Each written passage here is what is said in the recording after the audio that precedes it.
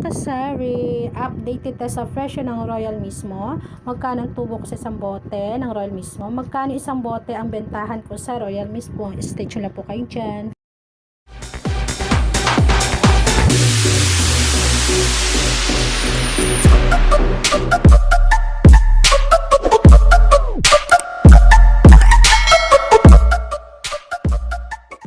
Royal True Orange mismo, 250 to 290 ml, puhunan 191 per case of 12.